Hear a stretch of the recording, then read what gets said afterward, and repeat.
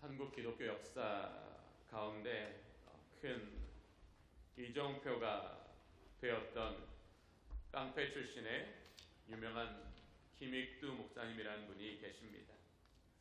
김익두 목사님은 목회를 하시는 시간 동안 150여 교회를 개척하셨고 전도를 통해서 28만 명을 전도하셨으며 이 김익두 목사님의 변화된 삶과 그 열매를 보고 마음의 감동을 받아 목회자로 자원한 사람이 200명이 넘는다라고 합니다. 그 중에는 우리가 이름만 들어도 너무나 잘 알고 있는 이성복 목사님, 주기철 목사님, 그리고 또 총회 신학대학교를 세우신 김재준 박사님과 같은 한국 교회사회에 큰 반자취를 남긴 분들도 계십니다.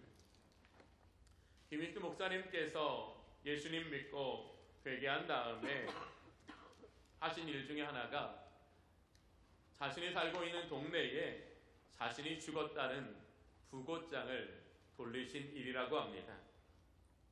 사람을 시켜 부고장에 김익두의 사망 소식을 여러 사람들이 알도록 정했습니다.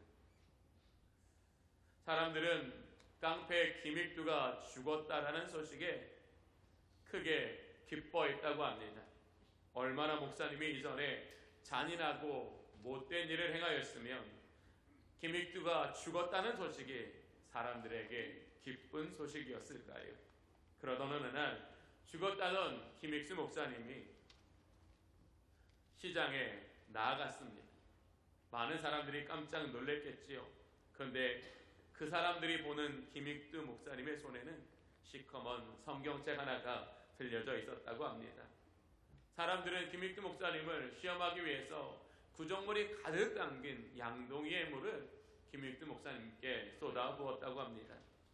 그때 김익두 목사님은 옛날처럼 혈기로 단번에 그 사람을 때리는 것이 아니라 얼굴에 만연한 미소를 띠고 웃으면서 그 사람을 지나갔다라고 합니다. 또 김익두 목사님은 부흥회를 인도하기 위하여 이 건너편 마을로 가던 중 8월의 무더운 날씨에 너무나 더워 잠깐 고개 마루에서 쉬고 있었다고 합니다. 그때 또 반대편에서 올라오는 사람이 있었는데 이 사람은 술에 만취하여 비틀거리는 취객이었습니다. 올라오자마자 김익두 목사님을 붙들고 시비를 걸었습니다. 시비를 걸어도 김익두 목사님이 이 사람에게 대꾸해주지 않자 이 사람은 온 힘을 다하여 김익두 목사님을 때렸다고 합니다. 목사님은 이 사람이 때리다가 힘이 다 빠질 때까지 그저 맞고 계셨다라고 합니다. 그러면서 이 자신을 때린 취객에게 더 이상 안 때리는 겁니까? 라고 이야기한 후에 이렇게 이야기했답니다. 예수님은 내가 믿고 복은 형제님이 받으셨습니다.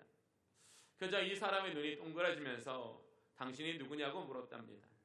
그랬더니 나는 사람들에게 김익두라고 불리는 사람입니다 라고 말씀하자 이 사람이 벌벌 떨면서 그 앞에 주저앉아서 자신의 잘못이 생각이 나니까 그럼 내가 어떻게 하면 좋겠습니까? 라고 물었답니다. 그러자 김익두 목사님은 말없이 그 취객의 손을 잡고 자신이 인도하기로 했던 부흥회에 데리고 가셨다고 합니다. 그리고 이분은 나중에 훌륭한 장로님이 되셨다라고 합니다. 왜 김익두 목사님은 자기 안에 있는 혈기와 자기가 당한 고난에 대하여 참아냈습니까? 취객보다 힘이 없어서 싸우지 못해서 참아낸 것이 아닙니다. 그 속에 예수의 생명이 있었기 때문입니다. 자기를 위하여 십자가를 참으신 주님의 인내와 사랑이 있었기 때문입니다. 김익두 목사님은 예수 그리스도를 믿은 이후에 삶의 원칙을 세우셨다고 합니다. 그리고 그것을 평생 행하셨는데 새벽에 은밀하게 기도할 것, 하루에 신구약 2장씩을 깊이 묵상하며 읽을 것, 하루에 3번 가정 예배를 드리는 것. 김익두 목사님은 자신을 구원하신 그 십자가의 은혜에 대하여 자신의 삶의 뼈대, 즉 기본을 그 은혜로 완전히 바꾸셨기 때문에 김익두 목사님은 많은 교회를 세우실 수 있었고 많은 사람을 전도할 수 있었으며 특별히 한국 기독교에 발자취를 남기실 수 있었던 것입니다. 김익수 목사님을 통하여 하나님께서 우리에게 주시는 메시지는 무엇입니까?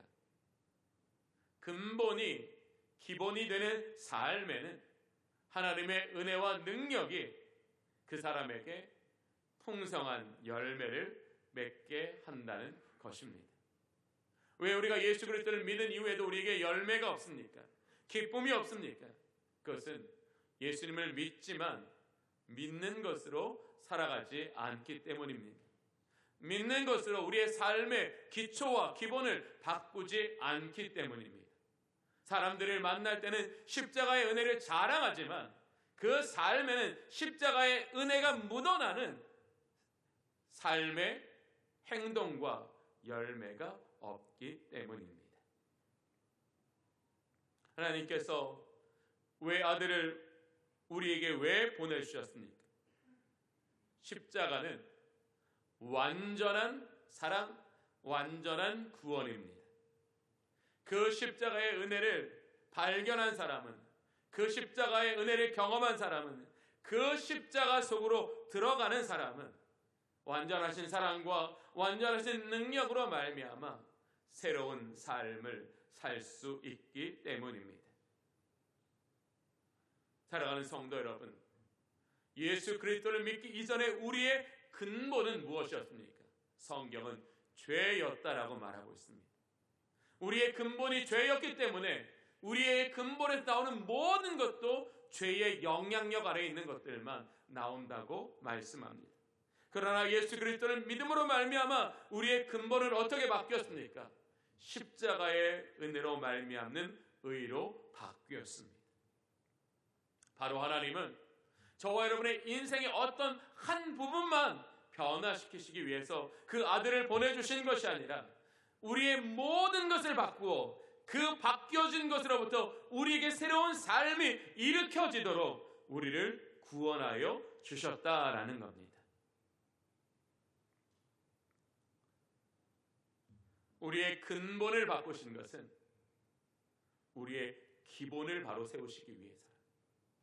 왜냐하면 죄라는 근본에서는 바른 기본이 세워질 수 없기 때문입니다. 십자가라는 가장 완전한 근본에서는 가장 튼튼한 기본기가 세워질 수 있기 때문입니다. 근본이란 사물의 본질, 원리, 뿌리와 같이 가장 근원적이고 궁극적인 바탕을 근본이라고 합니다. 사랑하는 성도 여러분, 여러분의 근본은 십자가입니까? 여기 앉아 계신 모든 분들의 근본이 십자가가 되시기를 축복합니다. 바로 그것이 예배의 목적입니다. 여러분들의 중심이 보이지 않는 여러분의 마음의 근원이 십자가로 바뀌어지기를 소망할 때 성령님은 예배 가운데 여러분에게 듣는 귀와 깨닫는 마음을 열어주실 것입니다. 여러분이 그러한 갈망 없이 형식적으로 예배를 들으신다면 여러분은 예배의 은혜를 조금밖에는 누리지 못하실 겁니다. 기본이란 사물이나 일의 기초가 되는 형식이나 틀을 말하며 필수 사항을 말하는 겁니다. 근본이 나는 누구인가? 나는 왜 이것을 행해야 되는 질문에 대한 답을 주는 것이라면 기본은 내가 무엇을 해야 되는가? 어떻게 해야 되는가에 답을 주는 겁니다. 즉 존재와 삶에 답을 주는 것, 그것이 바로 십자가가 될 때 그 사람은 그 십자가의 지혜와 능력으로 말미암아 예수님과 같은 승리와 영광에 참여할 수 있다라는 겁니다. 사랑하는 여러분, 여러분은 매일매일마다 십자가를 바라보고 계십니까? 그 십자가로부터 여러분의 생명이 일어나기를 기대하고 계십니까? 여러분은 매일매일 내가 무엇을 어떻게 해야 될까라는 질문 앞에 십자가를 가장 먼저 떠오르시고 십자가로 살아내려고 노력하고 계십니까? 그리스도인이란 어떤 사람일까요? 바로 십자가, 그 가장 완전한 지혜와 능력을 통하여 하나님께서 그 아들의 피로 이루신 새로운 삶을 살아가는 사람, 바로 그 사람이 그리스도인입니다. 오늘 본문에서도 근본이 기본이 되어 살아감으로써 초기 기독교 역사와 세계사에 위대한 흔적을 한 사람을 소개하고 있습니다. 그리고 그는 자신의 근본이 무엇인지, 자신의 기본이 무엇인지를 오늘 본문의 말씀을 통하여 우리에게 이야기하고 있습니다. 먼저 본문 14절을 다 함께 보시겠습니다. 그러나 내게는 우리 주 예수 그리스도의 십자가 외에 결코 자랑할 것이 없으니 그리스도로 말미암아 세상이 나를 대하여 십자가에 못 박히고 내가 또한 세상을 대하여 그러하니라. 아멘. 바울은 이 14절을 시작하면서 그러나라는 접속사로 문장을 시작합니다. 그러나라는 이 단어를 사용하고 있는 것은 이 14절이 의미하는 핵심을 강조하기 위해. 그러나라는 건 뭐예요? 앞에 있는 것과 반대되는 거라는 거. 13절은 뭐라고 말했습니까? 육체의 자랑을 강조하고 있습니다. 그러나 바울은 나는 그러나 이제는 육체를 자랑거리로 삼지 않습니다 라는 걸 말하고 있는 거예요. 그러면서 바울은 자신의 자랑이 무엇이라고 말합니까? 우리 주 예수 그리스도의 십자가 외에 결코 자랑할 것이 없다라고 말하고 있습니다. 여기에서 중요한 것은 십자가 외에라는 바울의 선언입니다.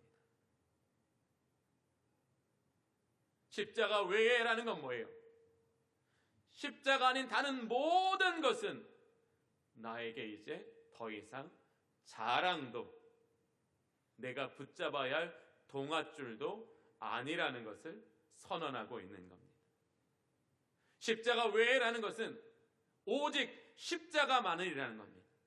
나는 이제부터 십자가 하나만을 붙잡겠습니다. 왜 바울은 이 세상을 살아가는 동안에 십자가 하나만을 붙잡겠다라고 선언하고 있습니까? 그것은 십자가가 가장 위대한 것이기 때문입니다. 십자가가 가장 높은 것이기 때문입니다. 이 세상에 십자가를 이길 수 있는 것은 없기 때문에 바울은 십자가 아닌 그 어떤 것도 이제는 자랑이 될 수 없다라고 말하고 있는 거예요. 저는 여기에서 예배드리는 모든 성도님들에게 바울과 같은 성령의 깨달음이 있으시기를 원합니다. 우리에게 필요한 건 그거예요. 나에겐 오직 십자가로 충분합니다. 그건 뭐예요? 내가 어디에 있든지 누구를 만나든지 무엇을 하든지 나는 나의 모든 삶에 십자가를 적용하겠다라는 말이에요. 그리스도인이란 십자가를 적용하는 사람입니다. 왜요? 십자가는 가장 위대한 지혜이고 능력이기 때문에 십자가 앞에 모든 것은 통할 수밖에 없기 때문에 십자가를 적용하는 저와 여러분이 되기를 원합니다. 그 십자가의 적용점, 그 시작은 어디입니까? 바로 우리 내면입니다. 우리 내면의 지식에 십자가를 적용하시기를 원합니다. 우리의 감정에 십자가를 적용하시기를 원합니다.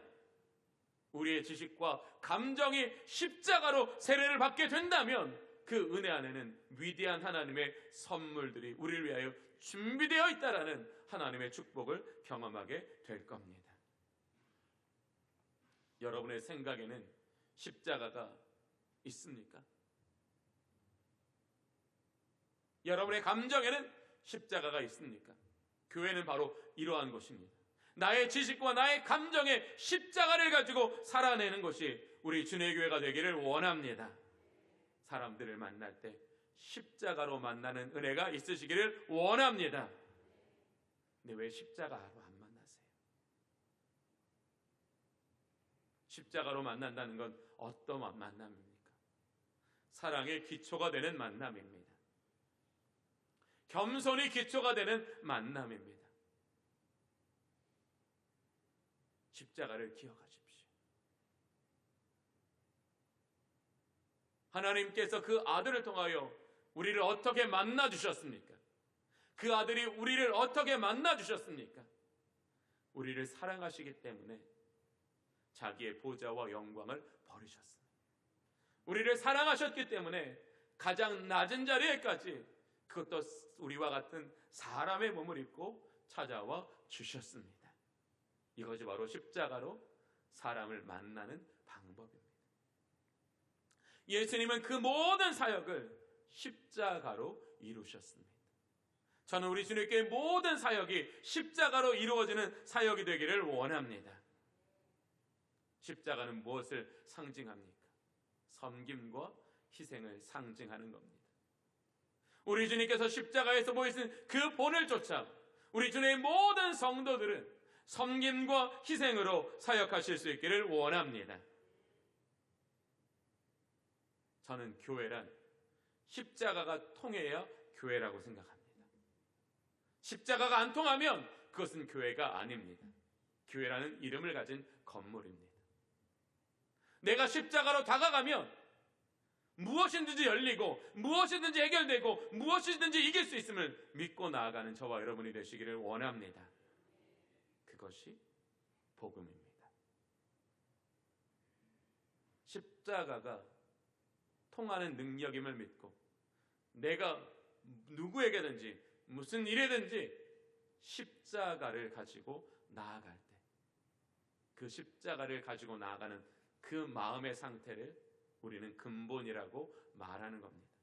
그리고 그 과정을 기본이라고 말하는 겁니다.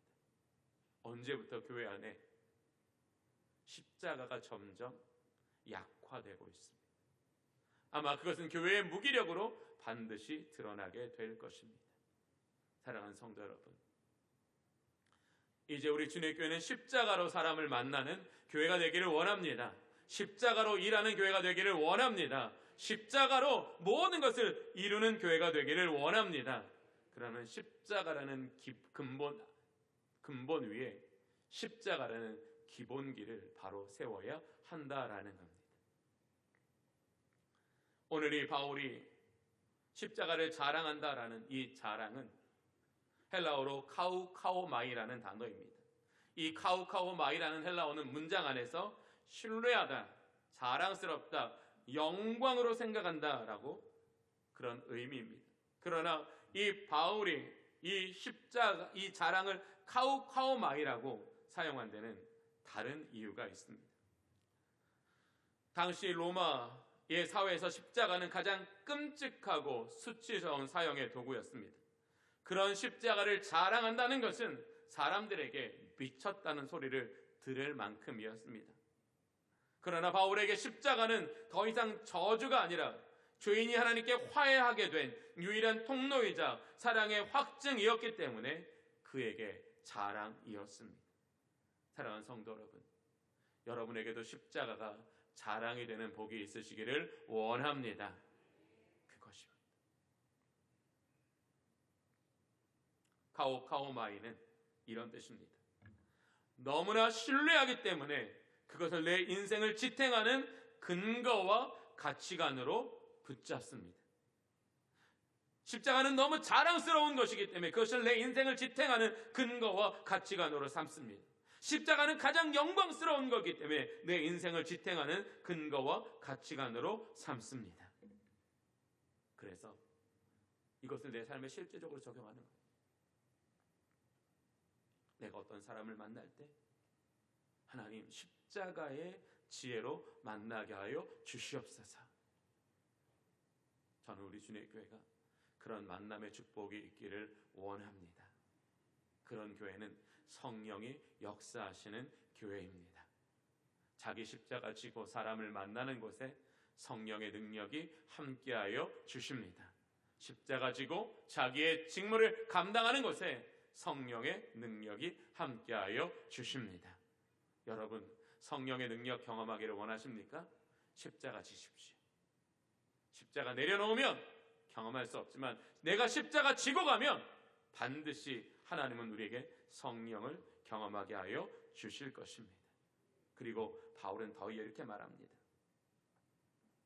14절 제가 다시 한번 읽어볼게요. 그러나 내게는 우리 주 예수 그리스도의 십자가 외에 결코 자랑할 것이 없으니 자랑할 것이 없으니라고 말합니다. 이 자랑에 되는 이유가 이거예요. 그리스도로 말미암아 세상이 나를 대하여 십자가에 못 박히고 내가 또한 세상을 대하여 그러하니라. 아멘. 뭐요? 그리스도로 말미암아 세상이 나를 대하여 십자가에 못 박혔다. 이 말을 이렇게 쉽게 해야 돼요. 세상은 나에게 이제 죽었다. 세상은 나에게 이제 죽은 곳이라는 거예요. 죽었다는 건 뭐예요? 이제 바울한테 아무런 공격도 아무런 유혹도 아무런 것도 할 수 없는 것이 되었다라는 거예요. 누구로? 그리스도로 말미암아. 사실 이 본문을 이해하려면 이 본문에서 사용하고 있는 못 박히다라는 이 동사의 시제를 아는 게 제일 중요합니다. 사실은 이 헬라어 이 동사의 시제가 우리나라의 동사의 시제에 맞지 않아서 사실 우리는 이 성경을 읽을 때 이렇게 어떻게 보면 이 헬라어로 쓰여진 성경을 읽는 사람들의 어떤 감동과 어떤 각인이 사실은 좀 덜한 것이 사실입니다. 그런데 오늘 여러분과 함께 이 은혜를 나누고자 하면 못 박히다라는 이 못 박히다는 완료 수동태라는 시제를 사용합니다. 완료라는 시제는 뭐냐면 과거에 일어난 일 때문에 나의 현재가 있다라는 말이에요. 무슨 말이냐면 예수 그리스도의 십자가의 은혜 때문에 그 은혜가 오늘 나에게 있습니다라는 걸 말하는 거예요. 바울은 자신의 생명이 십자가의 은혜라고 말하는 거예요. 이 십자가 때문에 이제 세상은 나에게 죽은 것과 같아서 이 죽은 세상은 나에게 아무것도 할 수 없다라는 거예요. 근데 완료인데 어떤 수동태의 형태를 가진 완료라는 거예요. 수동태라는 건 뭐예요? 내가 한 것이 아니라 나의 밖에 있는 것이 나에게 해주셨다는 거예요. 바로 그게 뭐예요? 그리스도로 말미암아. 오늘 세상이 나에 대하여 죽은 것처럼 아무것도 나에게 할 수 없는 이 은혜를 누리고 있는 것은 십자가에서 내가 죽었기 때문입니다. 마찬가지로 나도 세상이 볼 때 나도 죽은 사람입니다. 나는 이미 세상에는 죽은 사람이기 때문에 세상은 죽은 나에게 아무것도 할 수 없습니다. 사랑하는 성도 여러분, 십자가의 능력이 어떠한가를 우리에게 보여주시는 거예요. 십자가의 능력은 세상에 대하여 우리가 죽은 것 같은 능력이라는 거예요. 전 우리 주님의 모든 성도님들도 이 진리에 참여하는 은혜가 있으시기를 원합니다. 그것이 우리에게 필요합니다. 그러면서 바울은 15절과 16절에 이렇게 말합니다. 할례나 무할례가 아무것도 아니라되 오직 새로 지으심을 받은 것만이 중요하니라. 할례나 무할례를 뭐를 말하는 거예요? 율법을 말하는 거예요. 율법은 이제 우리에게 아무것도 아닙니다. 오직 십자가에서 새로 지음을 받은 것만이 우리에게 중요한 것입니다. 이제는 율법이 유효한 것이 아니라 뭐가 유효하게 됐다고요? 십자가가 나에게 유효한 것이 되었다라는 걸 말하는 거예요. 십자가. 그 십자가 내가 온 마음과 힘을 다하여 그 십자가 끌어안고 살아갈 때 그 십자가가 우리에게 생명과 복이 된다는 것을 바울은 강조하고 있는 것이죠. 16절 이 무릇 이 규례를 행하는 자에게 이 규례를 행한 자에게 뭐예요? 십자가의 은혜로 구원을 받게 하신 이 구원의 원리를 행하는 사람에게 하나님은 평강과 긍휼을 베풀어 주신다고 말씀합니다. 사랑하는 성도 여러분, 사실 십자가 붙들고 살아가는 거 되게 어려운 일입니다. 어렵기 때문에 많은 성도들이 그것을 갈망하지만 실제가 되지는 않는 겁니다. 그러나 오늘 우리에게 주는 말씀을 기억하십시오. 십자가 붙들고 살아가는 사람에게 하나님께서 주시는 평강과 긍휼이 우리의 삶을 지켜주십니다. 사랑하는 성도 여러분, 저는 우리 주님의 교회가 십자가로 통하는 교회가 되기를 원합니다. 양주 지역에서도 십자가로 통하는 교회가 되기를 원합니다. 세상에서도 십자가가 통하는 교회가 되기를 원합니다. 그러면 십자가라는 이미지가 아니라 십자가라는 실제를 가진 저와 여러분이 되기를 원합니다. 그러면 십자가라는 근본이 우리의 기본기가 되어야 되는 거예요. 이걸 놓치고서는 우리의 삶은 사람들이 봤을 때 저 사람 그리스도인이야? 라고 우리는 확연히 드러내기는 어렵다라는 거예요.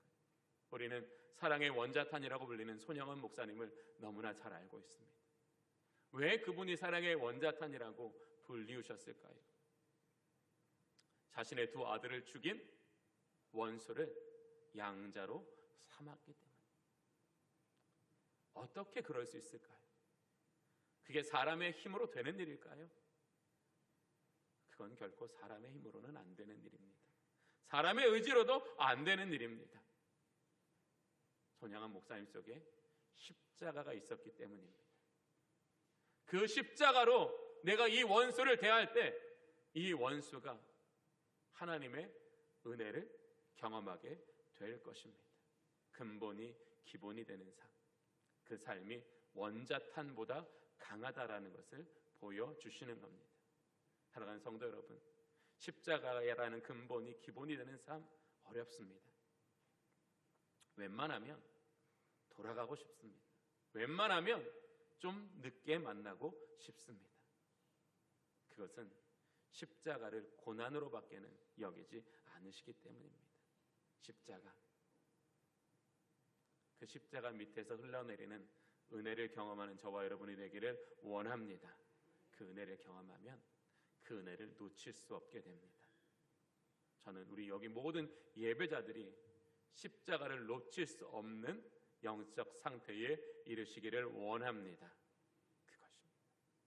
그것이 하나님 우리에게 주시는 축복입니다. 내가 십자가가 통한다는 것을 교회에서 배워서, 교회에서 경험해서 사회에서도 십자가로 통하는 인생을 살아갈 때 그 사람의 인생에는 하나님께서 주시는 시간과 하나님께서 주시는 능력과 하나님께서 주시는 선물로 가득할 겁니다. 이것이 믿는 저와 여러분의 삶의 기초가 되는 복된 인생을 살아가는 저와 여러분이 되시기를 원합니다.